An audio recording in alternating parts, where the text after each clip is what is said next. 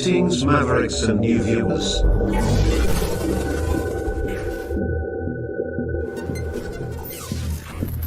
Tonight, direct and live from the Maverick News Network World Studios.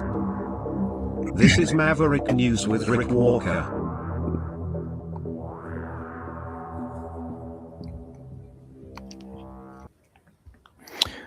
Welcome back, everyone, to the Maverick News channel. It is January 25th, 2026. And I still don't recognize America anymore.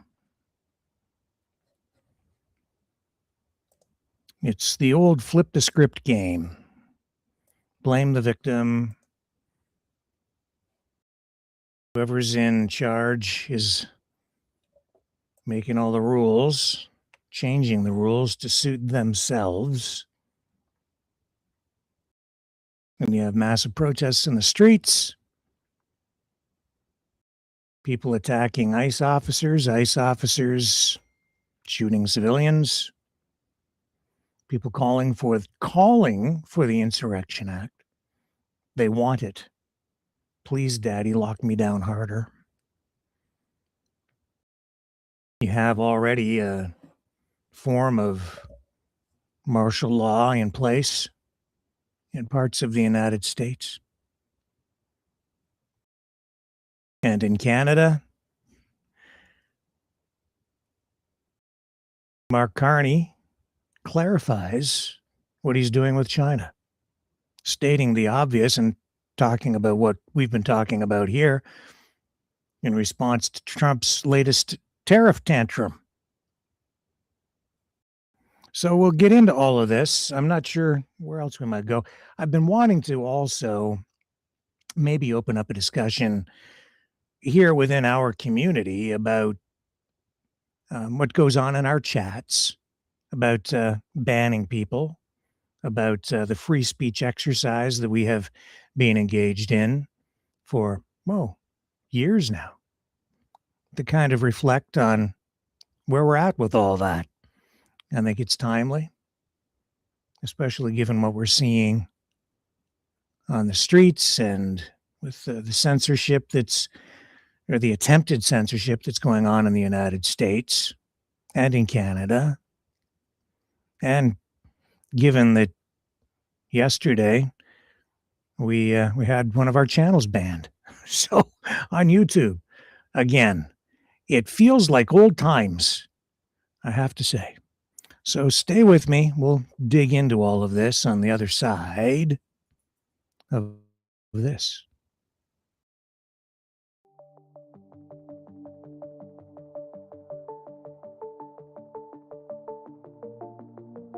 Greetings brave Mavericks.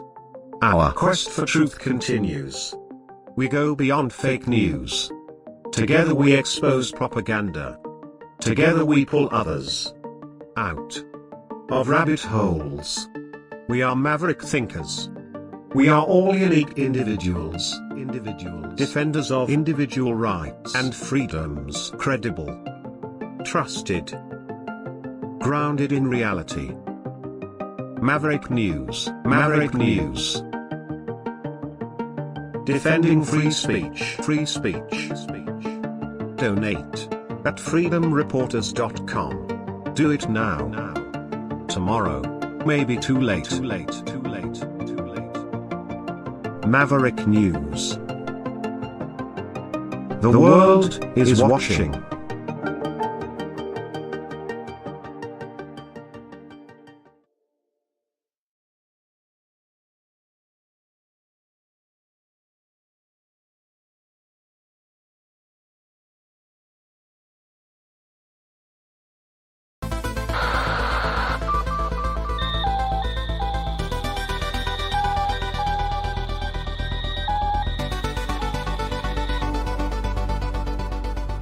Maverick News isn't just a news outlet, it's a community of truth seekers. Your donation at freedomreporters.com fuels our mission to report the stories that mainstream media won't touch. Thank you, Maverick family.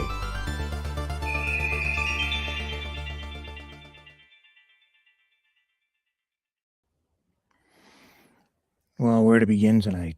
The protests continue, of course. National Guard called into Minnesota, and there was a memorial for Alex Pretti, the 37-year-old nurse who was shot by an ICE agent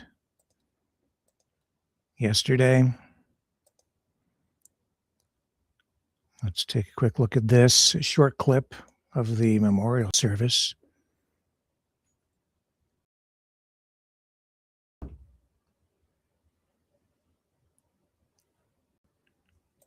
All nurses want peace! All nurses want peace! All nurses want peace! All nurses want all. So, of course, he was a nurse, and nurses came out for that.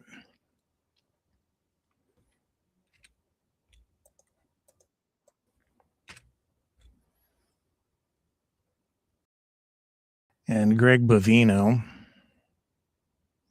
news conference. They're good at spin, laying the blame. Here he is.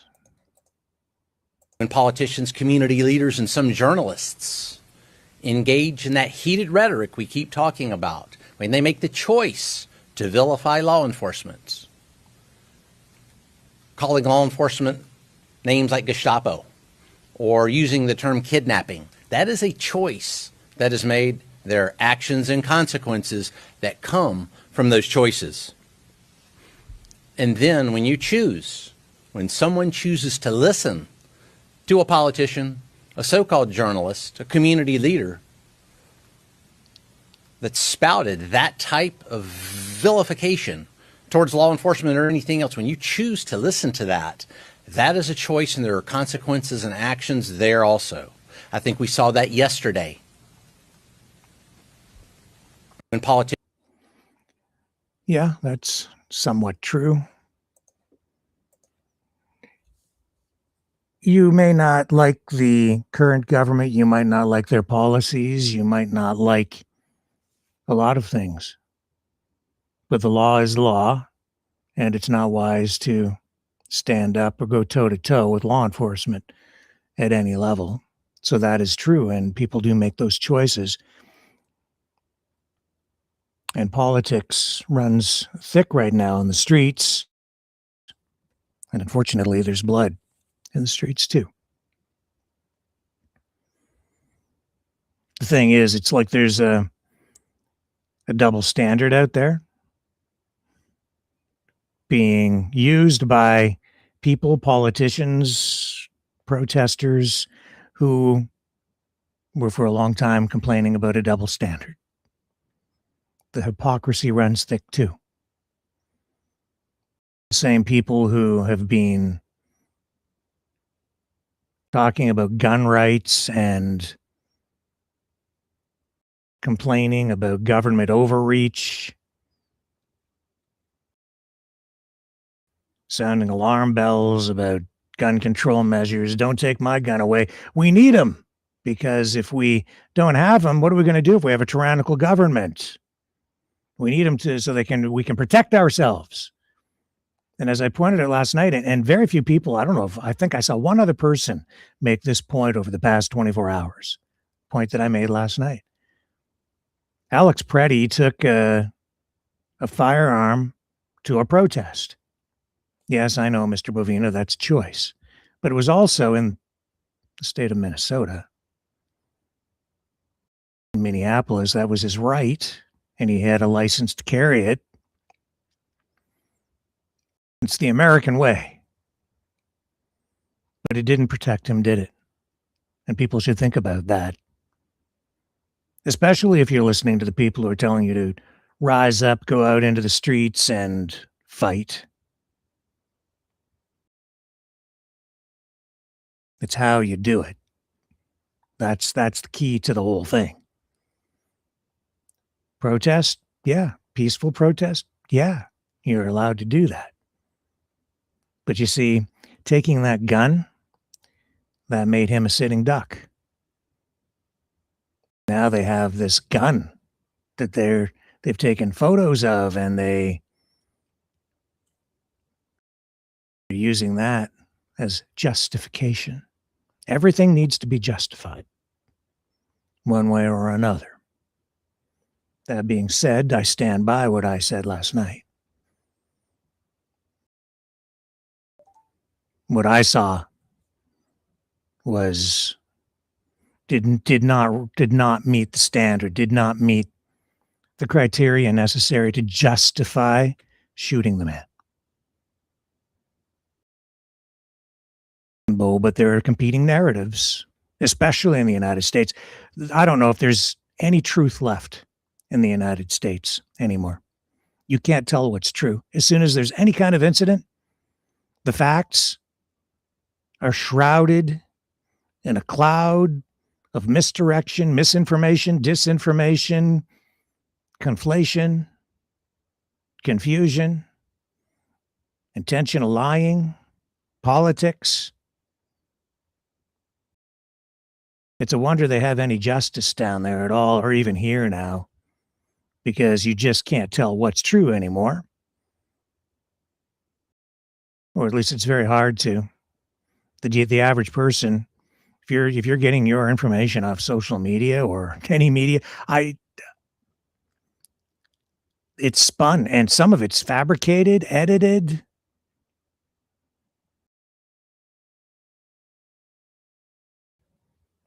There's a shooting of some kind, and you've got 15 different ways that people have shot it.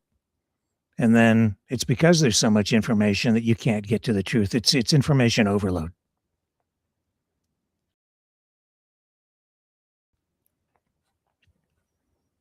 See, and then I've seen these videos that were sent to me overnight. People saying that he had a gun, and because he had extra ammunition, it just shows what his intent was. That's irrelevant. All of this stuff is irrelevant. What matters is what happened at the moment. I'm talking about it from a legal perspective, not political. Was the officer justified in shooting him? I couldn't even count the number of shots. They had 7 officers there. They had at least 3, sometimes 4 officers on the suspect, on Alex Pretti. He had been disarmed, his gun taken away, and then I see, and then he was shot.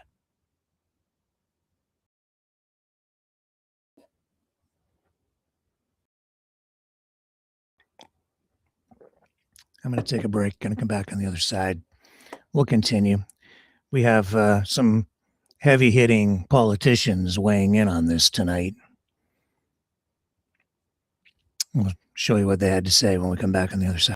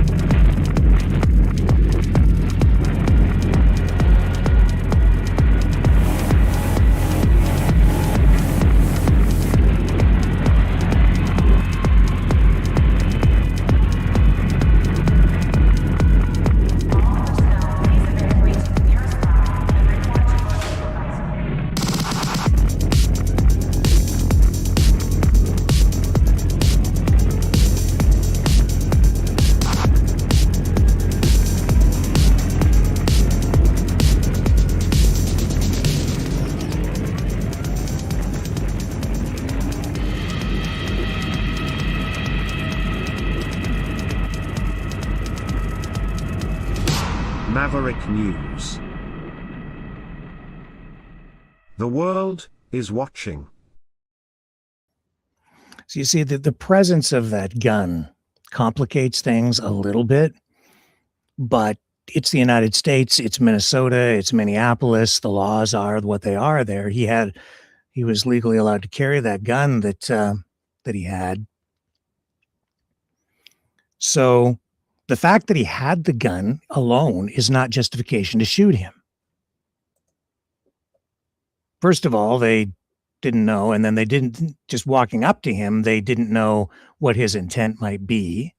And as I understand the law, and I'm not an expert in U.S. law, but there's a lot of case law on this. And as I've even looked it up, what I know is that in order to justify shooting a suspect, an armed suspect, an officer, and this applies to both like municipal police and federal officers, including ICE, they must be the justification must be objectively reasonable is the term. Officers can only use deadly force in situations where an objectively reasonable officer would believe it is necessary to protect against an imminent threat of death or serious bodily injury. And even if a suspect is armed and even holding a weapon, it does not automatically justify deadly force.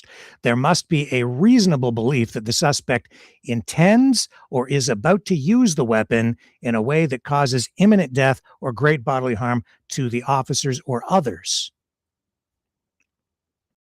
And policies, even ICE policies, which I did look up, emphasize de-escalation when possible and proportionality and respect for human life. Now, when it goes to court, these kinds of incidents are evaluated based on the totality of circumstances, the suspect's actions, distance, whether the weapon is pointed or fired, verbal threats, etc. Shooting an armed suspect without an imminent threat could be deemed unjustified. Here's the thing. There are reports, and I don't even know if any of this stuff is, entirely accurate because there's again, this flood of information that has come. But, people saying someone yelled or shouted gun, which may have been one of the officers. The gun was removed from the suspect. And even if the gun was then now I'm seeing all this speculation and theories about whether the gun accidentally discharged and that was the first shot. Well, we need proof, we need evidence, and anything that I'm saying is subject to change based on new evidence that comes forward. But the videos are, pretty damn clear in this case. Although I am seeing new videos that I think are meant to confuse and may have even been altered.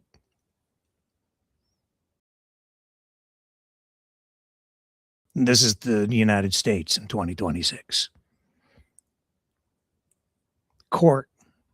Public court held on social media.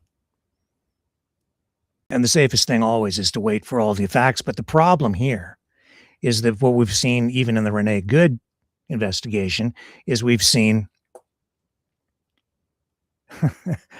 I don't know if you would really call it a legitimate investigation because they're investigating the victim more than the shooter. It doesn't appear to be impartial.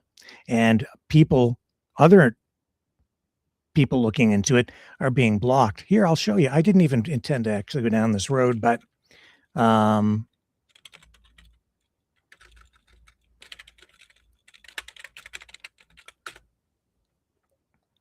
here, let's just take a look at this Google result.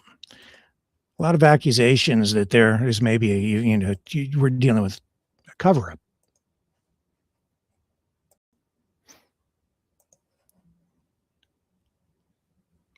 FBI supervisor resigns after trying to investigate agent. 7 hours ago, news of Tracy Mergen's decision came before agents fatally shot Alex Pretti, another U.S. citizen in Minneapolis. That's in The Guardian. We'll maybe come back to that. White House is defending fatal ICE shooting. That's the previous one. Renee Good.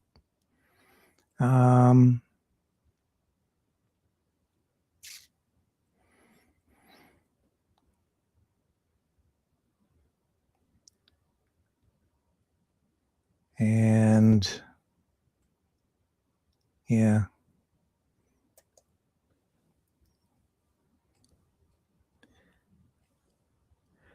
So we've seen politicians.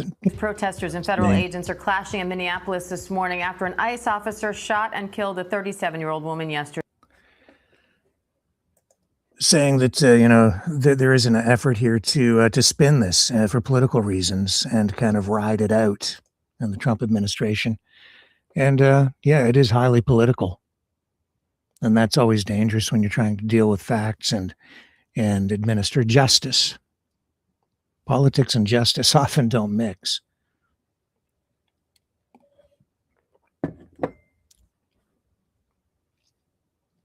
The truth is becoming more elusive. The other reason my radar is up is because of what happened to this channel last night. We just ran the video showing that the suspect had been disarmed, and we had a channel ban. And when the notification came through from YT, the reason cited wasn't because, and I gave the disclaimer before we ran it saying viewer discretion advised. But the justification was that we showed someone holding a gun. The same clip is running on other channels. I can find thousands, maybe millions of videos online where you see people holding guns. And I can even find acts of extreme violence that remain up on that social media platform. But ours was targeted. It was taken down. It feels just like the pandemic era again. Safe and effective, right? Yeah, safe. Got to be careful what you say. And I had a feeling, right? You may recall last night I was saying, please don't do this to us. Sure enough, on one of the channels, bam, we got hit. And why? Why? And why? It was a police officer holding the weapon in the video, not a suspect.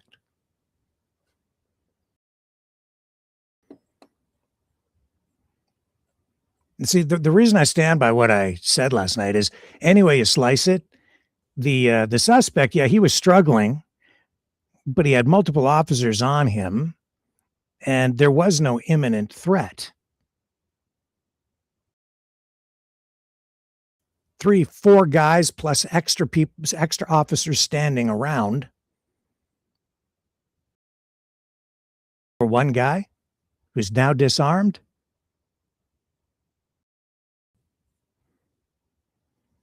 No, it doesn't work that way.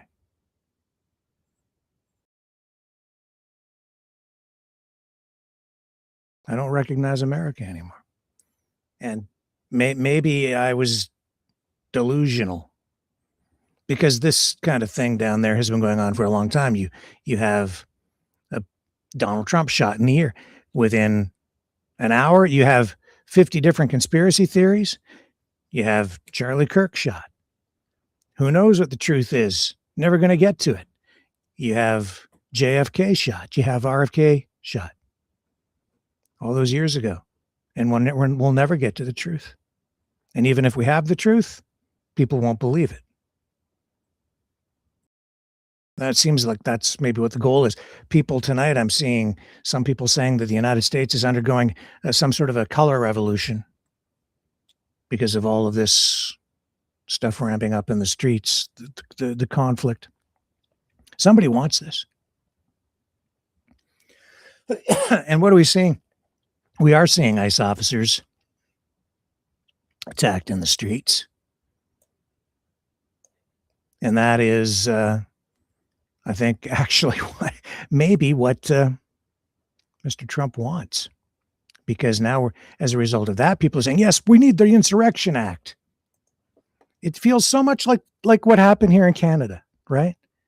It's like you cause the problem, and then, oh, what's the solution? We're gonna lock you down. We're gonna bring in the army. We're gonna bring in the National Guard. Well, the National Guard has shown up in Minnesota, but of course, right now controlled by the governor. So they were ordered to hand out coffee and donuts.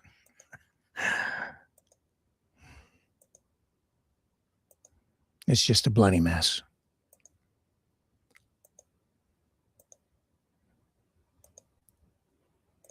Let's just pivot back here for a minute to, well, here, we should probably do this first.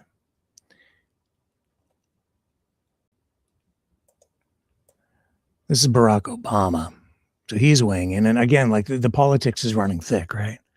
So we have him and Bill Clinton also making a statement, posting a statement on social media. Here's his letter. Right there. So he says today, Barack Obama, the killing of Alex Pretti is a heartbreaking tragedy. It should also be a wake-up call to every American, regardless of party, that many of our core values as a nation are increasingly under assault.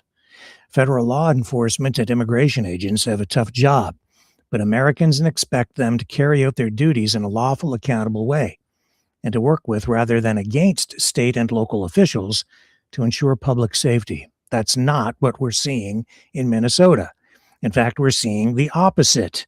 For weeks now, people across the country have been rightly outraged by the spectacle of masked ICE recruits and other federal agents acting with impunity and engaging in tactics that seem designed to intimidate, harass, provoke, and endanger the residents of a major American city.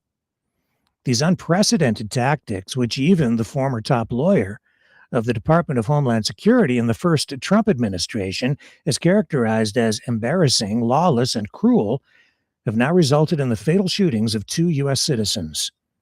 And yet, rather than trying to impose some semblance of discipline and accountability over the agents they've deployed, the president and current administration officials seem eager to escalate the situation while offering public explanations for the shootings of Mr. Pretti and Renee Good that aren't informed by any serious investigation and that appear to be directly contradicted by video evidence. This has to stop. I would hope that after the most recent tragedy, administration officials will reconsider their approach and start finding ways to work constructively with Governor Walz and Mayor Fry, as well as state and local police, to avert more chaos and achieve legitimate law enforcement goals. In the meantime, every American should support and draw inspiration from the wave of peaceful protests in Minneapolis and other parts of the country. They are a timely reminder that ultimately it is up to each of us as citizens to speak out against injustice, protect our basic freedoms, and hold our government accountable. The sad thing is, I think those are words that will be simply instantly dismissed and maybe not even read by at least half the population, because he's a Democrat. But he was also the president, and in a time like this, we need someone to try to bring people together and turn the temperature down. And I don't care whether it's a Democrat or a Republican who does that. Anybody that helps calm things down and keep the peace, well, I think that's a much better path, because you turn the emotion down and you're more likely to find a path to truth. And we need that as much as anything, I think most of all, really, right now. We need evidence. We need a real investigation, an independent investigation, in order to get a little closer to the truth. How about Bill Clinton? Again, he is what he is. He's a Democrat, but he was the president. His words carry weight. This statement has consequence. Here's what he says, also today. And I would say to have these men, these former presidents, issuing these statements right now, it speaks volumes, because normally presidents don't speak up like this. Past presidents, they're usually pretty quiet. And now we have two of them. Two. On the same day, issuing these statements. It shows you how close to the edge the United States is. Bill Clinton saying, in recent weeks, we've watched horrible scenes play out in Minneapolis and other communities that I never thought would take place in America. People, including children, have been seized from their homes, workplaces, and the street by masked federal agents. Peaceful protesters and citizens exercising their constitutional right to observe and document law enforcement have been arrested, beaten, tear-gassed, and, most searingly, in the cases of Renee Good and Alex Pretti, shot and killed. All of this is unacceptable and should have been avoided. To make matters even worse, at every turn, the people in charge have lied to us, told us not to believe what we've seen with our own eyes, and pushed increasingly aggressive and antagonistic tactics, including impeding investigations by local authorities. Over the course of a lifetime, we face only a few moments where the decisions we make and the actions we take will shape our history for years to come. This is one of them. If we give our freedoms away after 250 years, we might never get them back. It is up to all of us who believe in the promise of American democracy to stand up, speak out, and show that our nation still belongs to we, the people.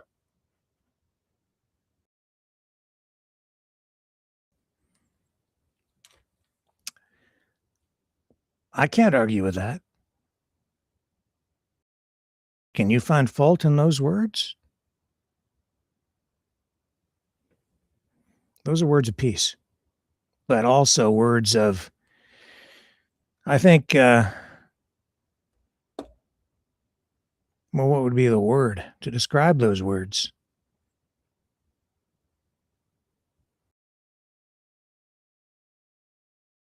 Not so much call for, well, he's saying to stand up. Yeah, but I think he means peacefully.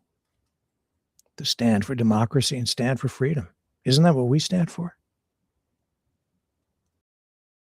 Again, political stripe right now to me doesn't matter. Truth, freedom, democracy. That's what's needed, and we need to stop the violence.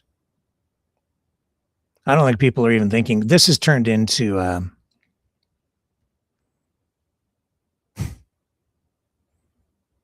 it's a political war on the streets. Let's go over to Truth Social. See what Trump is saying about this tonight. What's his rhetoric like?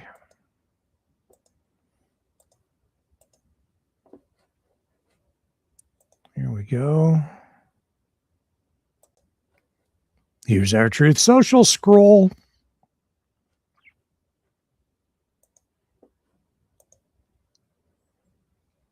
Right, where'd we go? Here we are. Okay.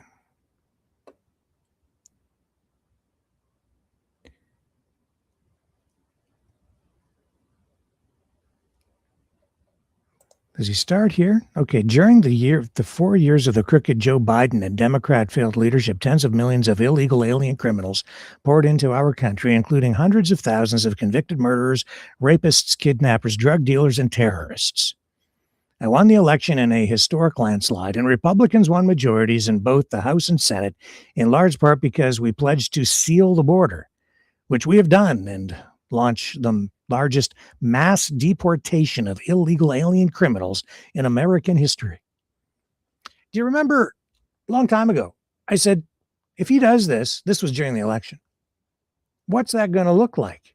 How's that going to work? This is going to get messy. This is going to be terrible. The optics won't be good. It won't look good on the government. It won't look good on the United States. It's how you do it. Sure enough, what have we got? We have these guys in these uniforms wearing masks, which is, I think, entirely inappropriate for a police officer. You need to know who's doing what to you when it's a police officer or some law enforcement official. I think you have a right to know who's doing this stuff to you.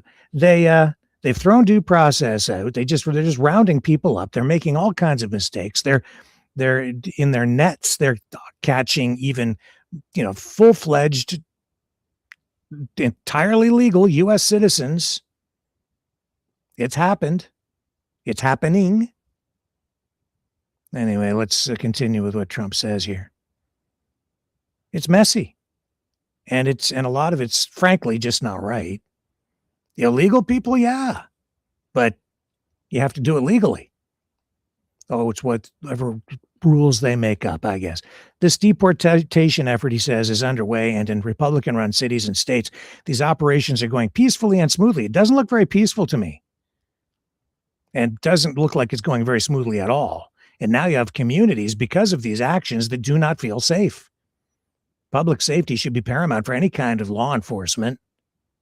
That should be the primary function of any police agency, including Border Patrol and ICE. He says, because local law enforcement officers are allowed to work with their federal counterparts. For example, in the 5 Republican-run states of Texas, Georgia, Florida, Tennessee, and Louisiana, ICE has arrested 150,245 criminal illegal aliens over the past year with 0 protests, riots, or chaos. Why? Because local police and ICE are cooperating and working together. I don't know. It's because you have political conflict and because you're targeting the Democrat states in a different way, and certainly much more aggressively. And yeah, I have no doubt that the politics being played on the Democrat side is not helpful to what you want to do. Meanwhile, he says, Democrat-run sanctuary cities and states are refusing to cooperate with ICE, and they are actually encouraging left-wing agitators to unlawfully obstruct their operations to arrest the worst of the worst people. By doing this, Democrats are putting illegal alien criminals over tax-paying, law-abiding citizens, and they have created dangerous circumstances for everyone involved. Tragically, 2 American citizens have lost their lives as a result of this Democrat-ensued chaos. No. He's got to own this. The buck stops at the president's desk. This is his initiative. This is his program. These are his boys and women, his officers, his ICE agents, his guys, people, whatever you want to call them. He's responsible. And the way this is executed, whether in a Republican state or a Democrat state, it has to be done in a way that is responsible and keeps people safe. That's what should be done. And from everything that I've seen with the rhetoric, and I mean, let's just be straight up honest about this, okay? And not mince words. It's being handled in these Democrat states differently. You know it. I know it. Denying it is being willfully blind. It's nasty. It's not good for the United States. It's not good for people.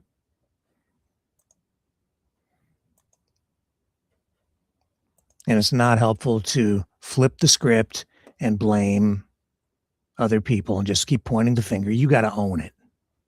This is you, man. This is your America. You're the president. You have to find a way to work with those Democrats in those Democrat states. You're the leader. You need to do this in a way that is cooperative, positive, and safe. And until you can achieve those conditions, you shouldn't have those guys out there doing what they're doing, because look what just happened. But maybe that's what you want. That's speculation. That's a question a lot of people are asking and even suggesting. That's something a lot of people are thinking that that's what you want, Donald Trump. that you want violence in the streets, that you actually want your ICE officers attacked, because that will give you justification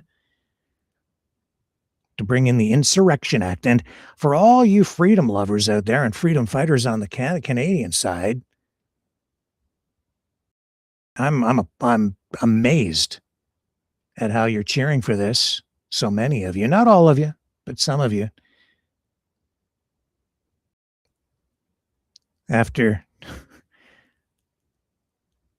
digging your heels in so hard against the use of the Emergencies Act in Canada, which is kind of the same damn thing. Formerly the War Measures Act in Canada, rewritten, renamed, rebranded, a kinder, gentler War Measures Act. Well, they're going harder in the United States. Now they don't have a Department of Defense Department. They've got a Department of War. Well, maybe they're just a little more honest about it. Maybe that's the whole thing, is Trump's just being straight up honest about this stuff now. He just doesn't care anymore.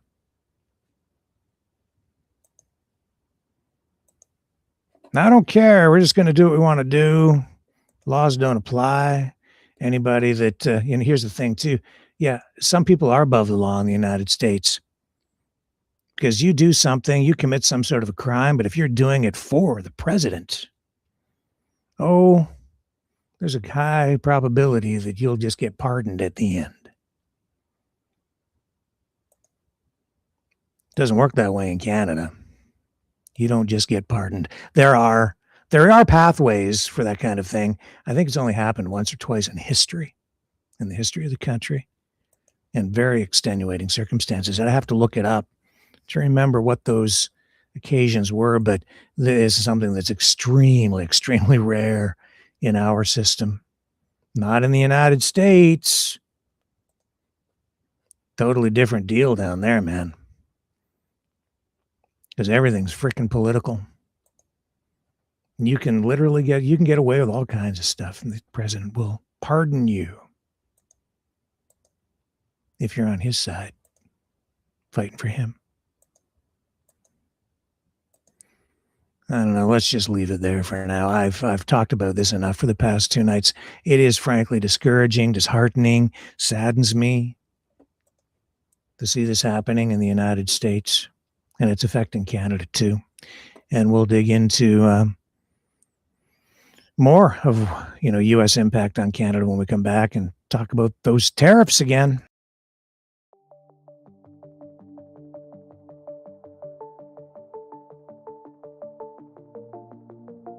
Greetings, brave Mavericks.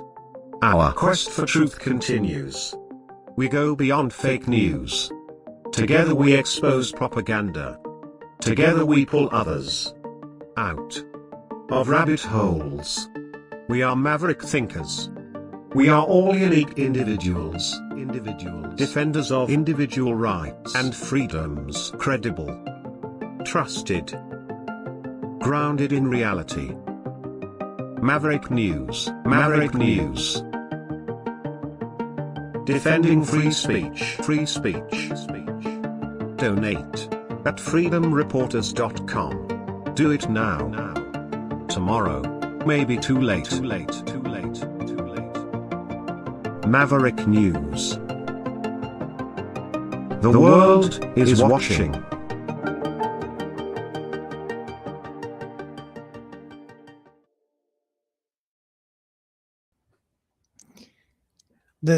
So the tariffs. Again, it's all this reverse blame stuff that is going on with everything with this U.S. government right now. The Trump government. He's a bully, and then if you defend yourself, you're the aggressor. Every time. He starts a trade war, a tariff war, it's all Canada's fault. He says we're going to take all your auto plants with tariffs. We want all your we want your auto industry. We don't want any cars from you. All of them. Canada responds by adjusting its trade policy with China to allow 49,000, which is only a fraction of all the vehicles sold. It's basically a carve out, but it opens the door to Chinese trade, and it resolves the canola tariffs that were imposed by China on canola producers out in Western Canada. Huge problem out west. So it solves that, the problem out west, which all the conservative streamers have been bitching and complaining about. And now that it's happened, they're saying, well, Carney's a fool for making a deal with China. Again, you damned if you do, and damned if you do. Not damned if you do, damned if you don't. Well, you're damned that way too. It doesn't matter what he does. It's apparently all Canada's fault. It's your fault. It's my fault. Before I get into the details on what's happened just in the last, well, with what Trump has threatened within the last day, which is to impose 100% across the board tariffs on everything from Canada if Canada does a deal with China. I just want to point something out to you, and this is why, again, these people out in Alberta who think that they're going to get rich, Trump's going to make you rich if you separate. It's just, it blows my mind. What's he really saying to all of us here in Canada with this tariff war? Do you know what he's saying? He's saying, you Canadians, you're not worth anything. You're not worth it. And he wants all of us to work for less. He views Canada as excuse my language, Linda, you can wash my mouth out with soap later. He views Canada as a shithole country. He says things like, oh, I want Canada to succeed. Lie. He wants good things for Canada. I can't remember the exact phrase that he came out with within the last 24 hours. But no, what he's really saying with these tariffs and the tariff war is F Canada, F all the people of Canada, F the workers there, F you have to serve me. You have to work for less. Because all the stuff we get from Canada, it's too expensive. That's what he's saying. So I'm going to impose these tariffs, and the only way that you can compete then is to work for less. You have to drop your prices. And then our products in the United States, where our workers will be paid more and where we will get higher profit margins, we'll continue to do that. But if you want to send anything to us, you have to, the only way to, there are only so many ways you can cope or compensate for a tariff. You can adjust your interest rates to devalue your dollar versus the US currency in order to make your exports more affordable. But when you do that, it's like it results in higher prices and inflation here in Canada because our dollar isn't worth as much. So when you go to the grocery store, you have to pay more. But whose fault is that? That's not because of Canada. That's because of the economic policies of the United States, which are protectionist. So Canada has to compensate by having a dollar. We work for less. Our dollar is worth less because of the U.S. policies. And when he increases the tariffs, our government only has so many tools in the toolkit economically to cope. So, drop your interest rate another point, raise it a point over here, adjust the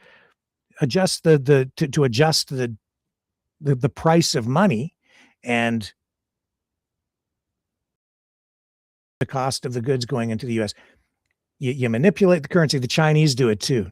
Trump complains about it all. That he was always complaining about it in his last administration because the Chinese would really devalue their currency to make their goods very affordable coming into the United States.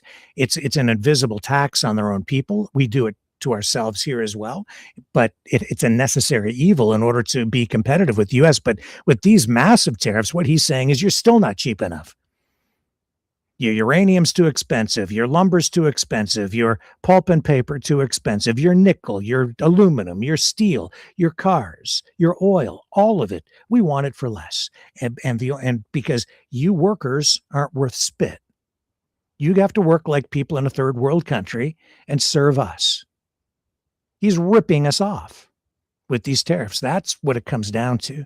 Well, he claims that he's the one and that America's being ripped off.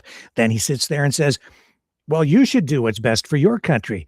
All countries should do what's best for them, and America first. And I work for the United States, and the leader of, whatever country, insert the country name and the leader, they should be working for their country. He said that in the past, but then as soon as you turn around and you do that, he claims that the United States is being victimized.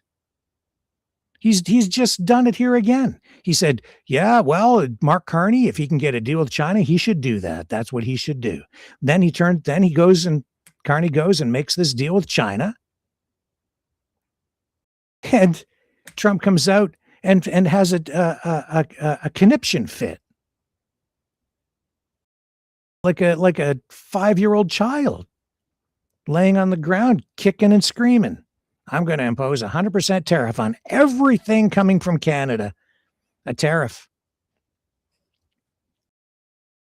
It's immature, it's stupid, and it's not going to happen. I can pretty much guarantee that. He might still do some crazy, weird thing that would be destructive on both sides, and all the tariffs are, but it's not going to be 100% tariff on everything. That's a bluff.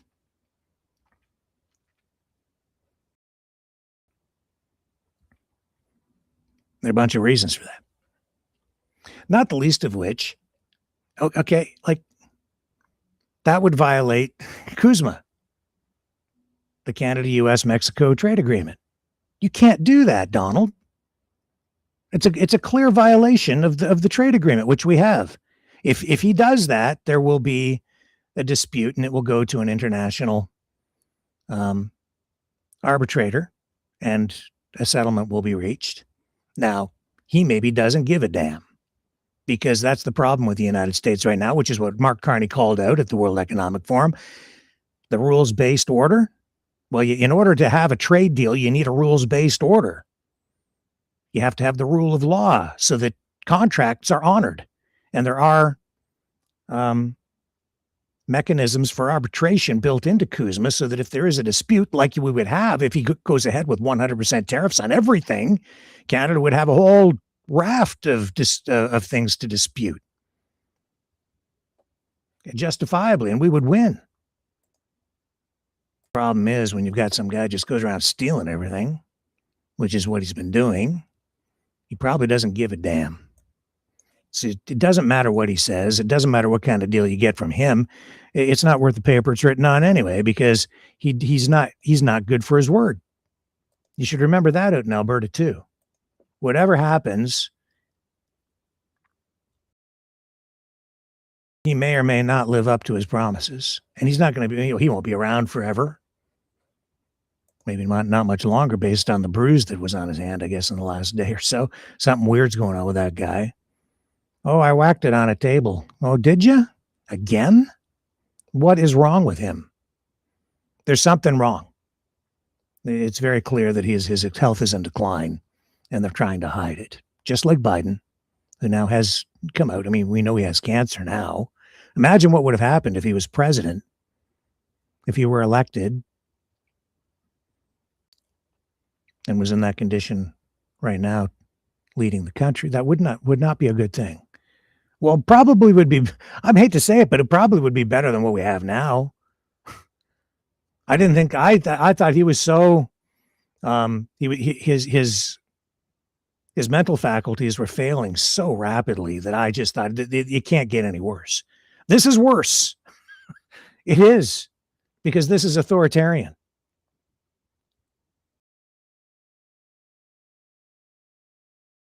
The trade deal that Carney set up with China, it's not a full trade. It's not a free trade agreement. It's an adjustment. It's actually returning back to, it's kind of rolling things back. And it's Canada's rewind button.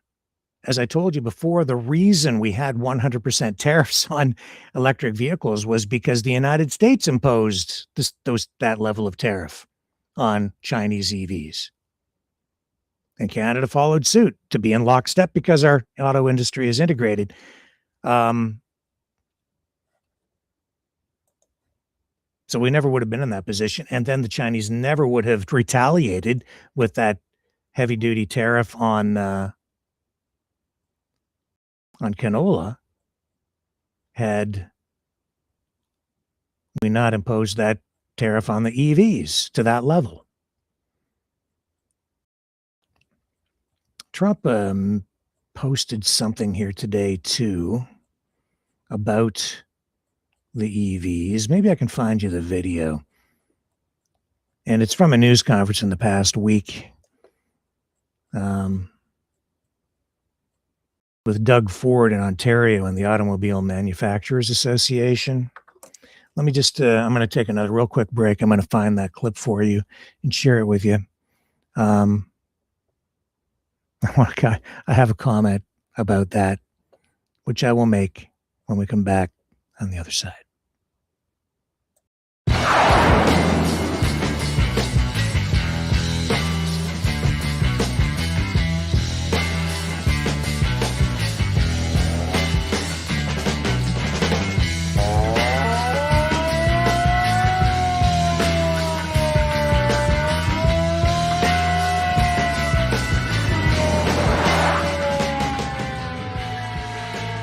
Maverick News.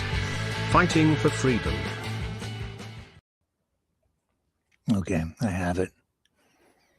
Back on the Truth Social scroll. Here's what he posts. This was only a few days ago here in Ontario, but it reminded me of the ad that Doug Ford ran using the clips from Ronald Reagan, which were in context and truthful. Don't let anybody tell you any different. I've watched what I posted actually about a month prior, the whole clip from Reagan. Just strangely, it was out there. I think that's why Doug Ford and the Ontario government ended up running it. It was because it was making the rounds on social media, and they found it. And it's in full context. Anyway, here's what Trump posts today. He says, a must watch. Canada is systematically destroying itself. The China deal is a disaster for them. Will go down as one of the worst deals of any kind in history. All their businesses are moving to the USA.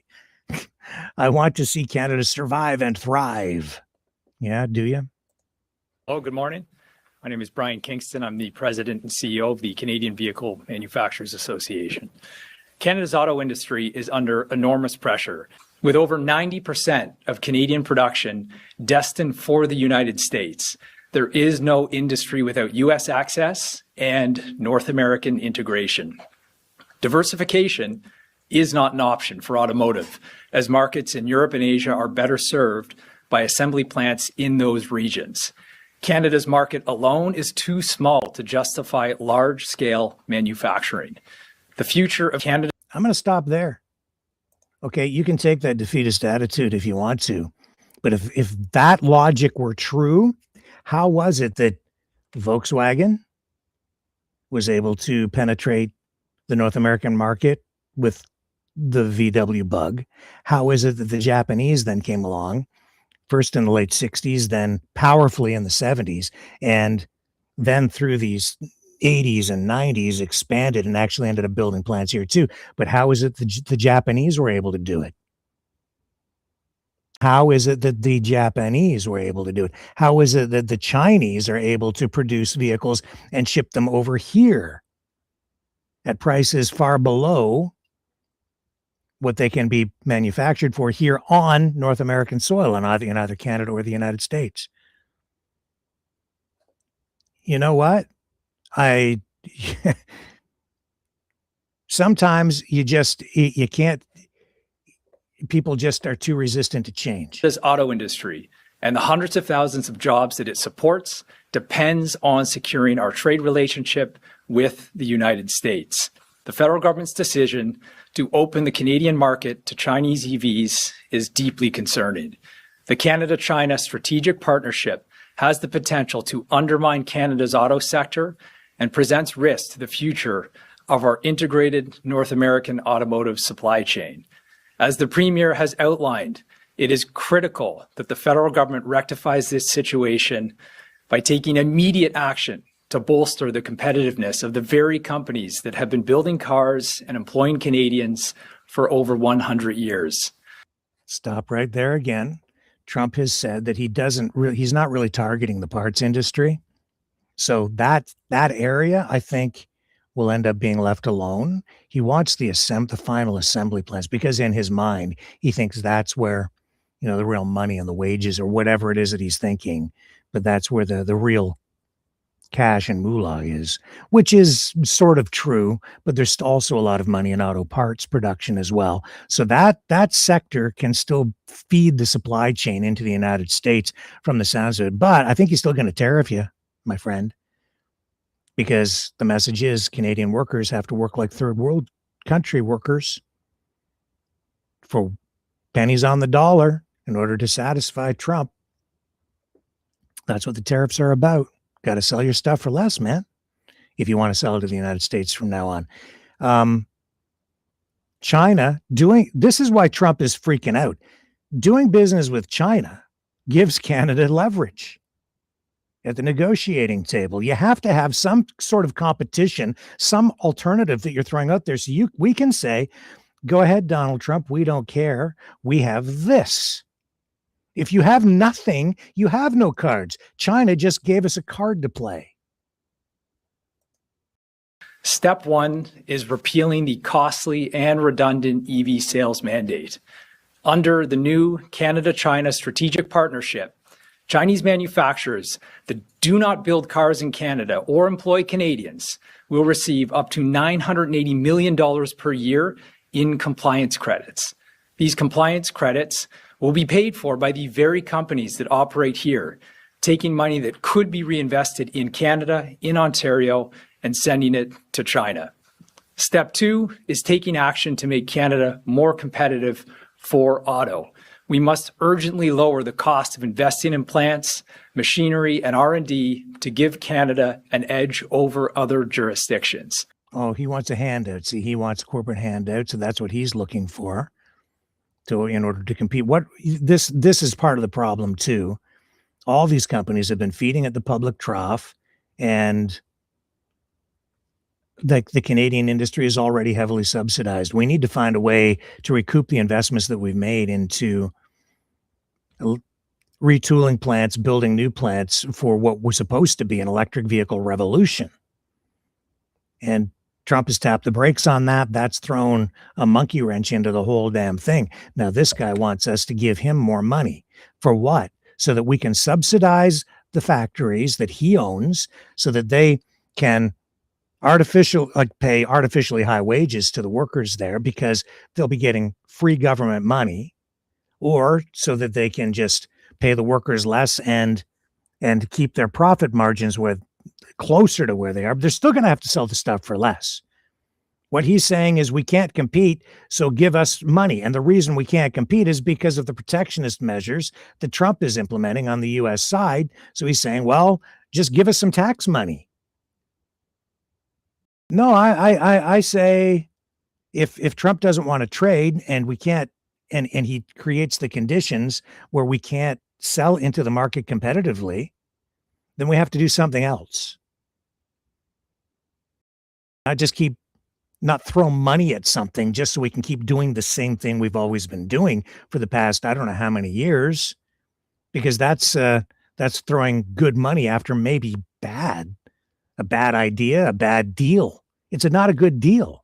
So until it's a good deal, I don't want a single penny of taxpayers' money being thrown into this stuff and given to these companies.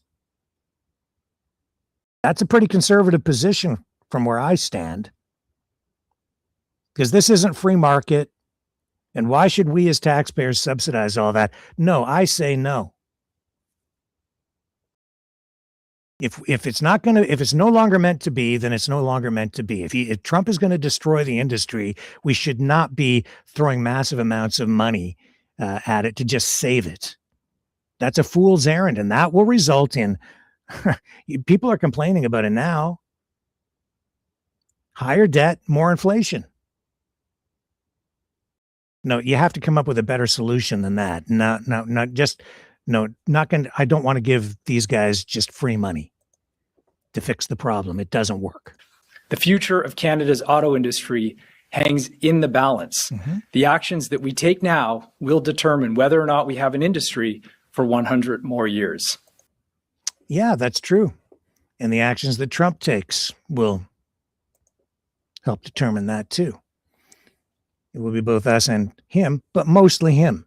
As I've said before, we need to pivot more to Europe and China because he doesn't want to do deals with us. And if he does, he wants to create the conditions where he holds all the cards. We have no leverage.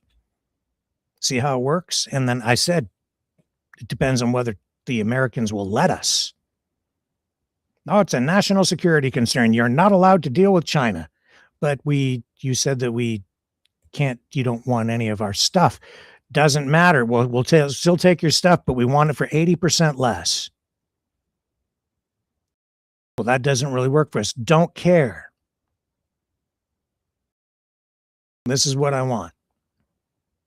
Oh, now your economy's crippled because you didn't pivot someplace. You didn't do anything different. Well, we'll just have to take you over. That's the strategy. Capitulation. Bend the knee. Just give up. Elbows down. Get on your knees.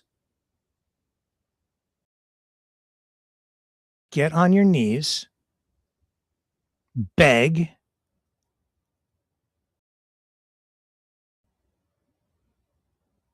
Hope for the best. Give that guy free money. Subsidize the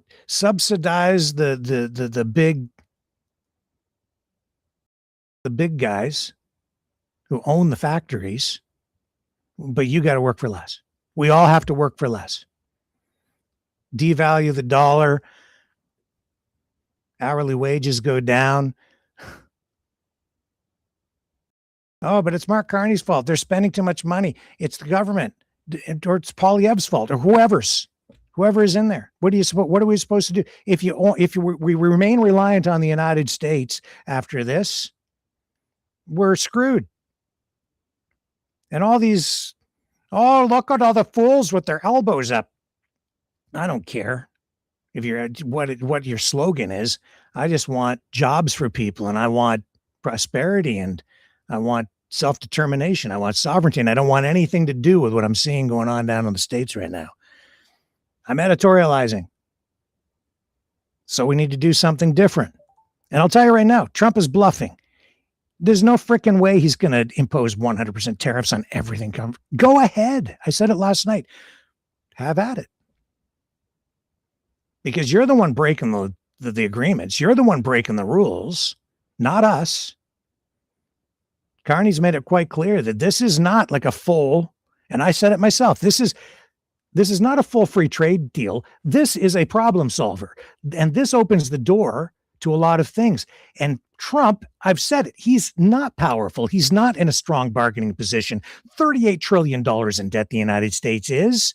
And he's petrified of what Mark Carney just did and what Canada just did. Not just Mark Carney, Canada made a deal with the Chinese, bringing in 49,000 affordable, very affordable electric vehicles that you could buy probably with a job at McDonald's and get financing for it because you'd qualify because of the pricing on them. And there's truth for you. So the standard of living goes up. And your wage doesn't even need to because the cost of living comes down, your COLA. And you've got a world-class, world-quality vehicle that you can drive. Brand new in your driveway. Trump doesn't want that. He doesn't want you to be able to buy. Doesn't want Canadians to be able, or even Americans to be able to buy a vehicle produced someplace else for probably under, say, $19,000, brand new in your driveway. He wants you paying starting prices probably closer to about $35,000. And to get anything of any substance, you're probably into 45, 50. Or if you want a Ford F-150 pickup truck, 120 grand, 150 grand. You'll be paying for that for a while. You're not going to buy that on a McDonald's wage. He's afraid. The irony in all this is that the Chinese are really just doing what America and the West wanted them to do all the way back in the 1970s when Nixon went to China, when they were invited into our economic system, when they became capitalists instead of communists. Well, communo-capitalists, with the hope being that they would do more with us, become more integrated into our system, adopt, maybe even some of our ways, our customs, our politics. And they've said, well, they haven't done that. I don't know about that. If you look at what goes on over in China, they're more capitalistic and free market than the United States, which is entirely protectionist. The Chinese are saying, let's trade.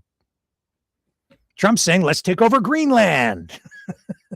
The Chinese are saying, no, we're not interested in that. And he's saying, we have to get it before the Chinese do. And the Chinese ambassador is making public statements with Mark Carney saying, no, actually, we see eye to eye with Canada on Greenland. We think that they should be a sovereign nation. Let the people decide. We don't have any interest in it. I believe that. I don't think the Chinese want to take over Greenland. I only see one country wanting to do that.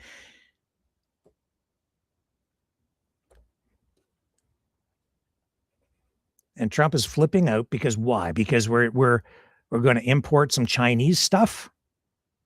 That's what they were supposed to do when they started down this path back in the 1970s. But they were thinking big. They're going to supply the world with affordable stuff. So America has been outsourcing all of their production to other countries, and China got a big chunk of that. Over many decades, they've built it all up, and now practically everything comes from China. So that's the pot calling the kettle black, really. How much stuff in the United States comes from frickin' China?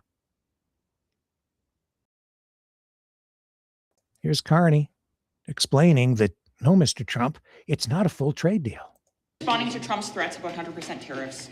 Well, the first thing is that Canada respects our engagements, our commitments. Il y a des engagements dans l'ACM. We have commitments under CUSMA that not to pursue free trade agreements with non-market economies without prior notification. We have no intention of doing that with China or any other non-market economy. What we've done with China is to rectify some issues that developed in the last couple of years. In many respects, we're going, to use the expression, back to the future with respect to EVs, with respect to agriculture, with respect to fish products and other food products, but with additional protections. So for example, back in 2023, we didn't have a cap on the number of EVs. We didn't have a requirement for a large proportion of those EVs to be affordable, highly affordable EVs for Canadians. So it's entirely consistent with CUSMA, with our obligations, which we very much respect under CUSMA, and will continue to work that way forward. Because we respect our deals, and it's all in compliance with CUSMA. What's Trump come back with? I don't like that. 100% tariffs on everything if you do that. No, we're in compliance with the deal. But 100% tariffs on everything would not be. See, the rules apply to thee, but not to me. He cheats. He rigs. He throws temper tantrums, tariff tantrums. What do you do with a guy like that? I guess you just bob and weave and try not to take a punch to the head and smile and do the best you can with an almost impossible situation. And don't take the bait and stay out of the streets. Okay? Stay out of the damn streets, I'd say, where bad things are happening. and people are being used as pawns in Donald Trump's strange little geopolitical game, both domestically and abroad. Canada. You know, I was given this real thought when I woke up this morning. So it seems like things are coming around full circle in a way. Having the channel banned last night, and that one YT channel. I didn't want to say it because of the situation right now. It's just like it was back during the worst times of the pandemic. I have to be very careful what I say here because I'm targeted by YT, just like I was by Facebook before.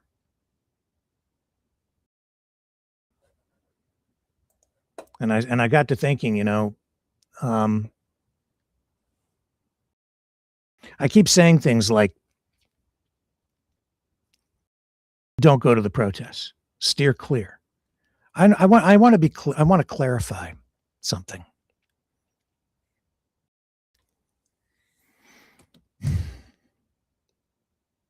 You're allowed to defend yourself. Self-respect comes from that. If somebody's punching you in the face, or even, you know, if they got their fist out and they're going to haul off and smack you in the head, you have a right to defend yourself. Somebody pulls a gun on you, I'd say you have a right to defend yourself. You don't have to just sit there and let somebody kill you. A country under attack has a right to defend itself. But that's the key, right? Defense. I don't want to go around punching people in the head for no reason. I don't want to go to my neighbor's house, bust down the door, and say, hey, you exist because I allow you to, and I'm taking your car. I'm not doing that. I'm not going to beat my neighbor up and take his stuff. I don't want Canada to invade some other country and take all their stuff. It's wrong. And I don't want any other country to come here and invade us and take our stuff either. I hope we can trade, do business, work together.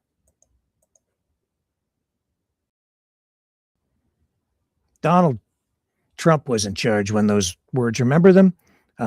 It's safe, it's effective, you'll be better off and protected. Just comply or else. Or else. Who was in charge? Really? And don't say Justin Trudeau, because Donald Trump says that Trudeau does whatever he tells him to do because, you know, we're a smaller country. No, the truth is the guy really in charge was Donald Trump at the time.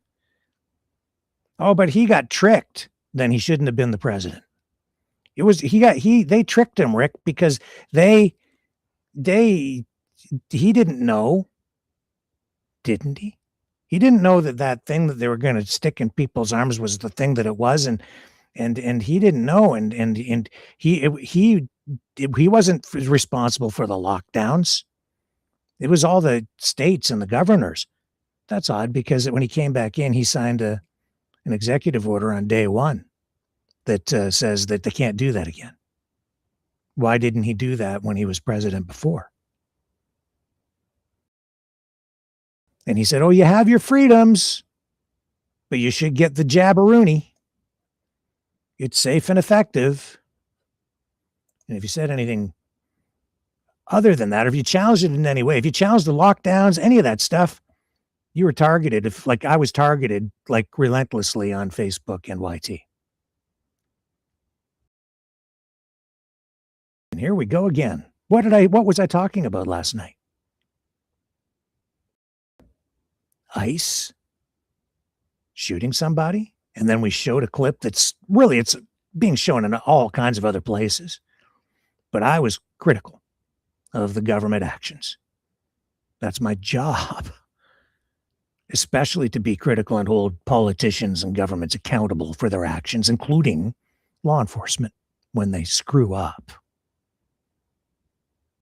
when they violate people's rights, when they don't follow proper procedures, when they fail to keep people safe.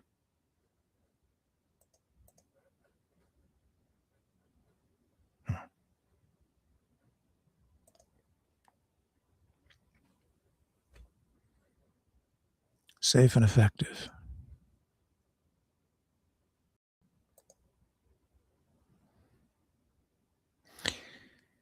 It's how you do it. It's how you do it. What's Trump do? He attacks. Then if someone defends themselves, he blames the victim and says they're the aggressor. Other countries have done that too in recent years with invasions into other countries. Trump has been doing that with countries like Venezuela. He's doing it with Canada right now. I'm not saying Maduro was a saint. Far from it. But just made up his own rules in U.S. courts to justify going down there, doing what he did, and then saying it just right out loud. We're just going to take all the oil. That's really why he's there. You know it, I know it. The drugs, it's a pretext, an excuse, just like in Canada, where he continues to ramp up that rhetoric. And he has a whole army of minions out there on social media carrying that narrative water for him. So what do? Well, you have to do, honestly, what the Canadian government is doing. You have to tread lightly, be careful what you say, find some way to put some cards in your hand that hold some weight, give you some leverage. But you have to be careful about what you do, how you do it. And this comes down to you and I, too. I'm not saying that, don't get me wrong. I don't want anybody hurt. I want to do whatever we can possibly do to avoid violence. If we're invaded by the United States, hard choices will have to be made. The Canadian government, the Canadian military, war gaming that out. We talked about it the other night. What if Canada were invaded by the United States? We know that they're actually looking at that up here now, as incredible as that may seem. But as I've said, we are definitely under attack, and social media companies don't seem to like me talking about that. And yet the guys who are all telling you, elbows down, like all the elbows up people are lunatics. Just give up. What are you going to get when you give up? Don't even be so sure you'll get U.S. citizenship. You know, this whole country of ours might just be treated like a territory, like Puerto Rico. You won't even get to vote. I think that's maybe where Alberta will end up if they become part of the states. They probably won't even be given full statehood. Yeah, that's right. Yeah, you think you're hard done by now, and you don't have a voice in Ottawa. You just wait till you don't even get to vote. Well, you send your oil south. Because there are a whole bunch of even Republicans who will not vote to support you, to make you a full state, by the way. So that's, you're on shaky ground there. But they're not telling you that out west. What I'm saying is, in no way am I asking people here. I'm not advising any of you on what to do, other than I'm advising you to do whatever you have to do to keep yourself safe. Because I don't want you, I'm trying to protect everybody, right? It's like, don't do anything stupid. Wait a minute. No, don't do that, because that's a trap. But I have a feeling there's a day coming when we're all going to be forced to make maybe a series of days where we have to make really, really tough decisions. What do you support? What do you do? What side are you going to be on? What are you going to fight for? Or are you going to fight at all? When somebody's putting an economic gun to your head,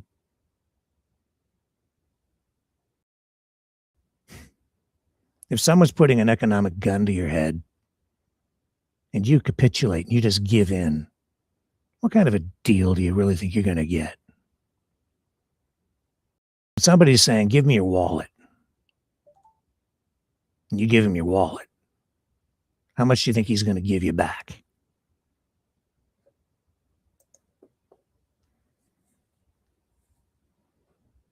I don't know about you, but I have self-respect. And when people attack me, I tend to defend myself, but I don't really too often go looking for trouble. Now, if you defend yourself, you're justified. But if you don't do it right, you'll be portrayed as the aggressor. So it's how you do it. And you might not need to be aggressive in the way that you defend yourself. We might just be able to be really smart about this and do things to avoid the fight, to prevent it from happening and win in the end.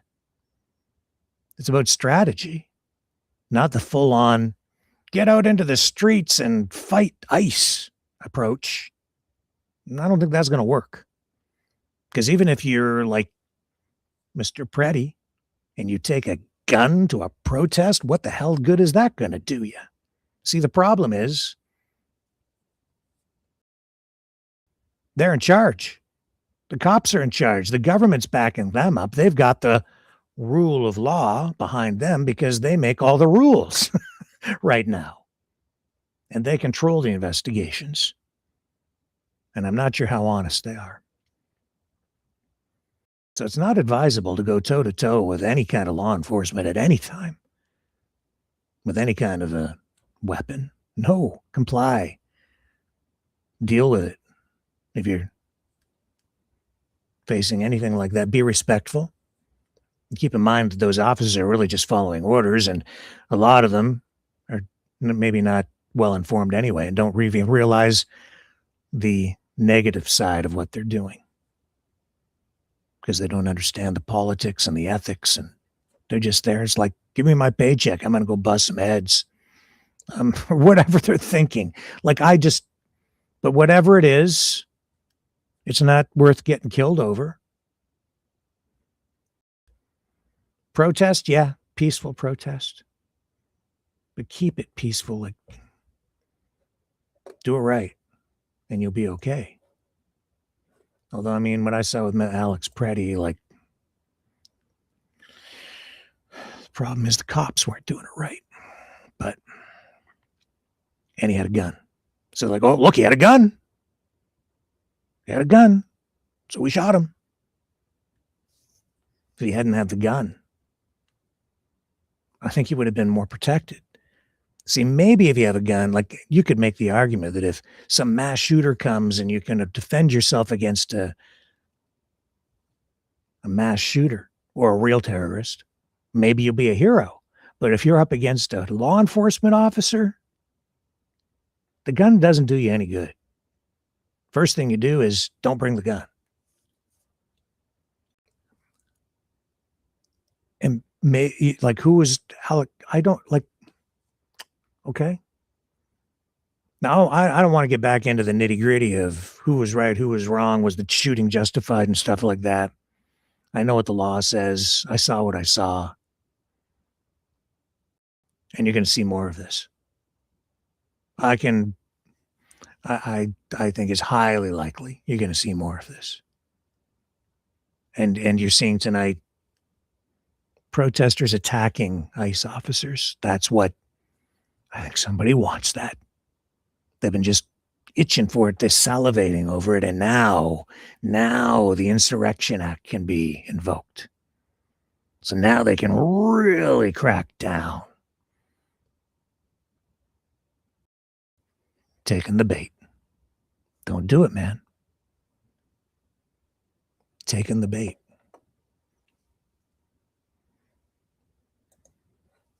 Be smart. Trump looking for justification.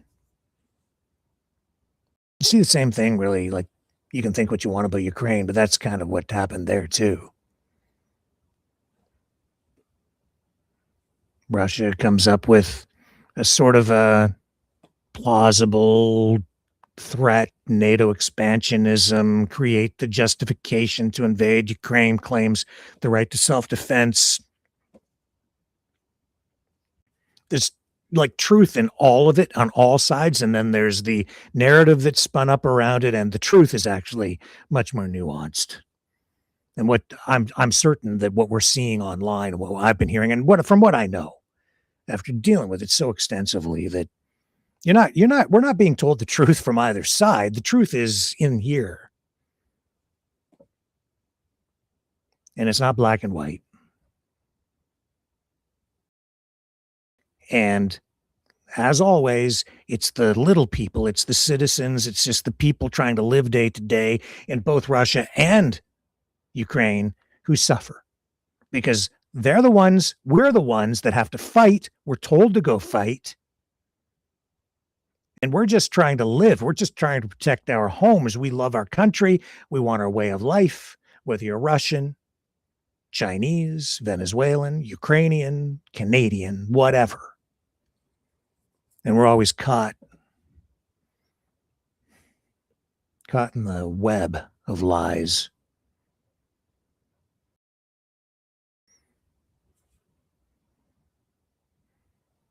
Canada has the right to self-determination. Our country is under attack.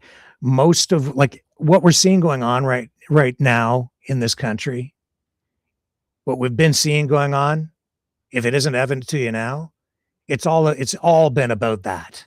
It's been about taking over our country. Not so much from, like the Biden administration.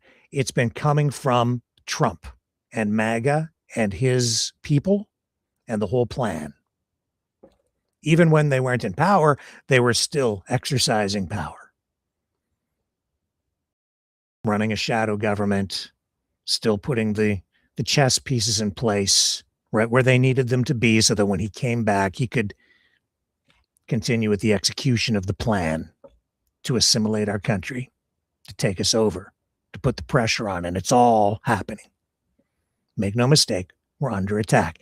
So the day might come very soon when you might have to make a decision. Maybe we're even there right now. Economic gun to our head. What are you going to do? Just give up. That's what those other streamers are telling you. They don't have any balls.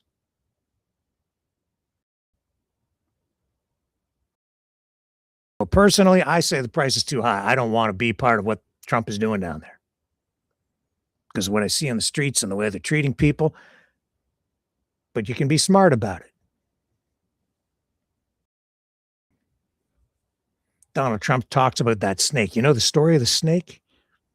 Why did the little old lady take in the snake? Because she was deceived or blinded by a desire to be virtuous. She was a fool because she was willfully blind. Canadians haven't really been willfully blind. We've been deceived by a devil, a vampire, an economic vampire who wants to suck the lifeblood out of our country, who is standing at our door threatening us. And, in order for a vampire to come in, you have to invite him in. And he's standing at our door right now, and some people, especially in Western Canada, are inviting him in. Not seeing him for what he is, a predator, a wolf, not a snake. He claims he will save us, make us better off, promises us riches, or at least the people out in Alberta, beyond your wildest dreams, or at least the people in his administration, the State Department who have met with the separatists. That's what they're promising. Oil, the wealth of nations. It will all be yours. They're told out there, you won't be ripped off anymore. And they're not seeing him for what he is.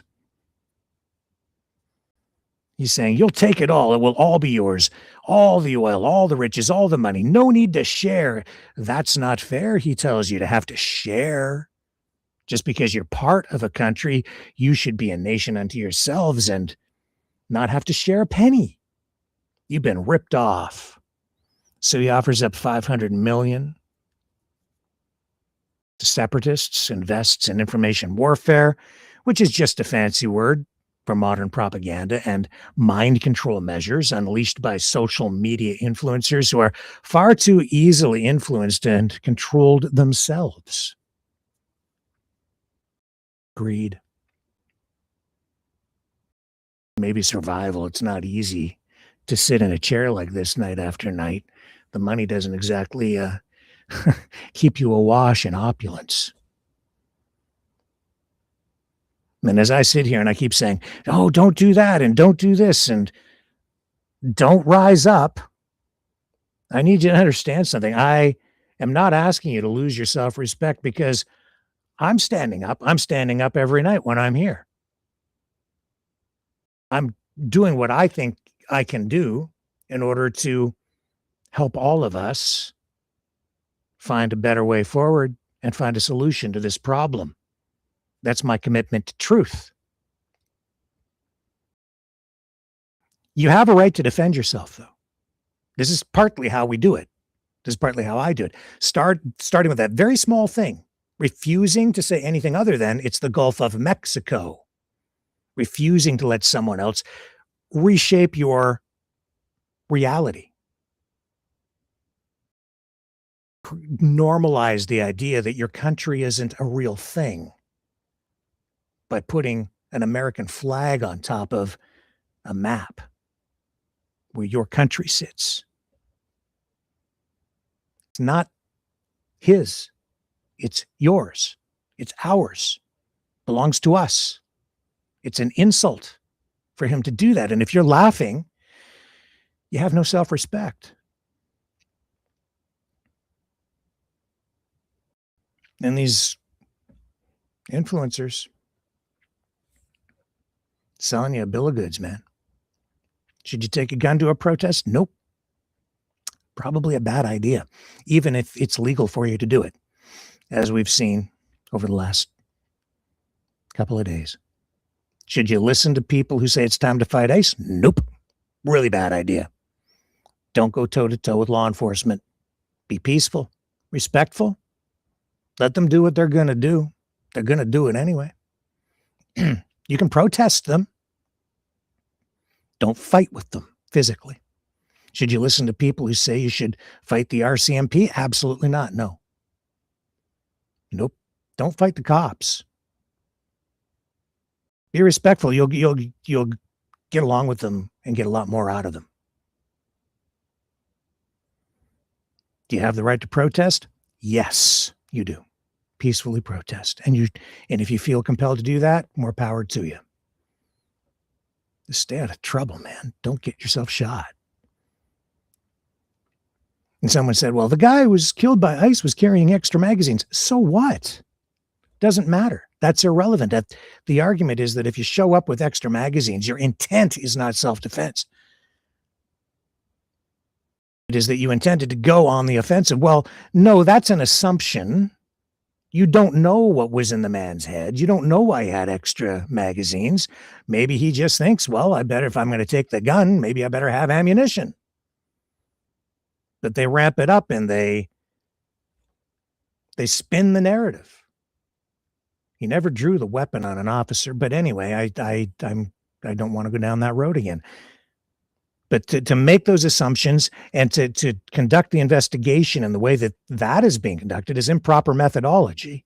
It's an assumption, and you don't know what was in his mind, and whether the shooting was justified is really predicated only, it depends only on what happened at the moment of the shooting, what was going on with those officers and the suspect at the time.